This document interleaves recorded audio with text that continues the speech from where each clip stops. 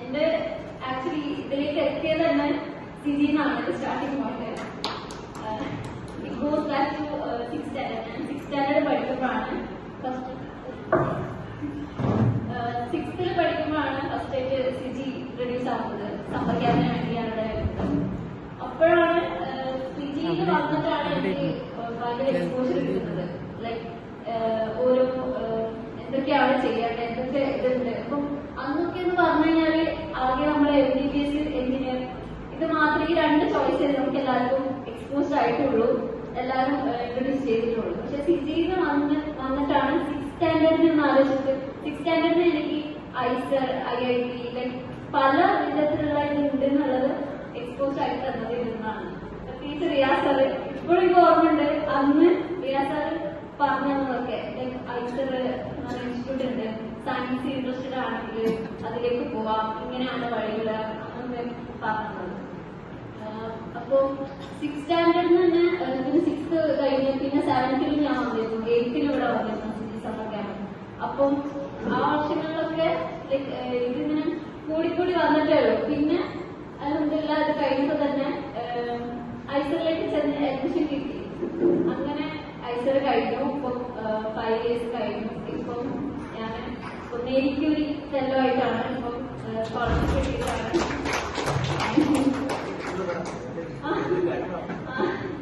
ഇപ്പൊ Marie Curie scholarship കിട്ടിയിട്ടാണ് ഇപ്പൊ നെതർലാൻഡ്സിലേക്ക് പോകുന്നത്. മേരി ക്യൂറി എന്നൊക്കെ പറഞ്ഞു കഴിഞ്ഞാൽ റിസർച്ചിൽ തന്നെ ഏറ്റവും ടോപ്പ് സ്കോളർഷിപ്പാണ്.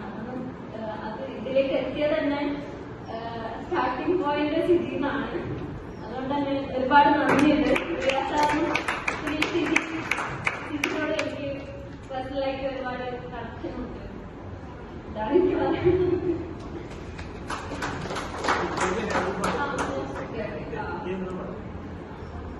ഇത് കിട്ടിയ പ്രോസസ് എന്ന് വെച്ചാല് നമ്മള് PhDക്ക് പൊതുവെ അപ്ലൈ ചെയ്യുമ്പോൾ നല്ല ഹാർഡ് പ്രോസസ് ആണ്. എന്ന് വെച്ചാൽ നമ്മളായിട്ട് തന്നെ സെർച്ച് ചെയ്യണം. പിന്നെ ഐസറിന്റെ ആ ഒരു ടാഗ് ഐസറിൽ പഠിച്ച ഇതാവുമ്പോൾ ആൾക്കാർ ശ്രദ്ധിക്കുകയും ചെയ്യും. പക്ഷെ നമ്മൾ ഒരു ഓൺലൈനിലും ഇപ്പം നമ്മൾ പ്രൊഫസർമാര് വഴി പ്രൊഫസറായിട്ട് കോണ്ടാക്ട് ചെയ്തിട്ടും ഓരോരുത്തരെ സെർച്ച് ചെയ്ത് ഓരോരുത്തരെ കണക്ഷനാണ് ഏറ്റവും ഇമ്പോർട്ടന്റ്.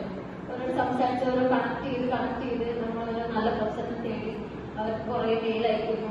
പിന്നെ പ്രോഗ്രാംസ് വഴി അപ്ലൈ ചെയ്യും. കുറെ പ്രോഗ്രാംസ് ഇതൊക്കെ ഞാൻ അപ്ലൈ ചെയ്തിട്ടുണ്ട്. പിന്നെ അങ്ങനെയാണ് ഒരു പ്രൊഫസറെ എനിക്ക് നല്ല ഇഷ്ടപ്പെട്ടു.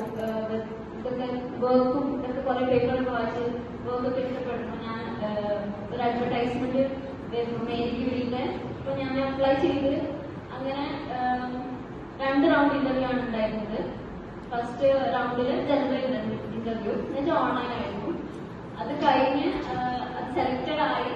പിന്നെ അവര് second round interview in person ആയിട്ട് വിളിക്കുന്നു. നെതർലാൻഡ്സിൽ വെച്ചിട്ട് തന്നെ അങ്ങോട്ട് വിളിച്ചു.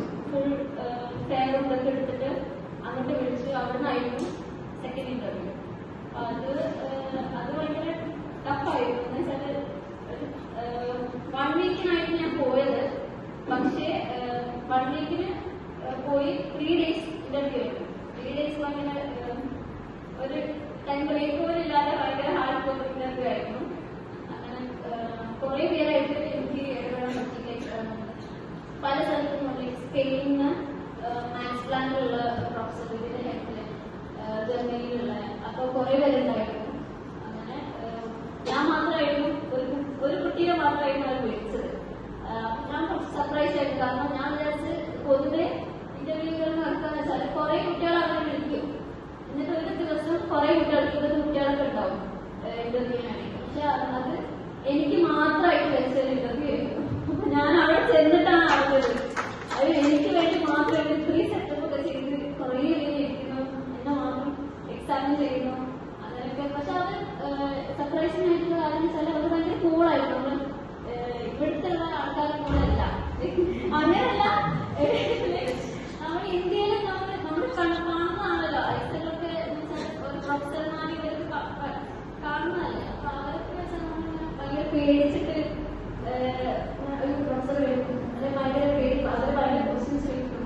നമ്മളെ ഡീനി ചെയ്യാൻ വേണ്ടിയിട്ട് തന്നെ അവർ ക്വസ്റ്റ്യൻസ് ചോദിക്കും. നിനക്കതറിയോ? അത് അങ്ങനെയൊക്കെയല്ല ചോദിക്കാം. പക്ഷെ ആ കൂളാണ്. അവരെ ക്യൂരിയോസിറ്റി കൊണ്ടാണ് അവർ ചോദിക്കുക ക്വസ്റ്റ്യൻസ് ഒക്കെ. നല്ല ഫ്രണ്ട്ലി ആയിട്ട് സംസാരിക്കുന്നു, അങ്ങനെ സെലക്ടഡ് ആവുന്നു, അതൊക്കെ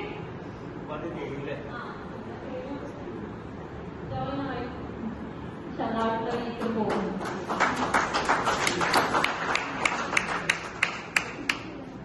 അവരുടെ പ്രൗഡ് പാരന്റ്സിനെ വിളിക്കുമ്പോൾ അല്ലേ പ്ലീസ്.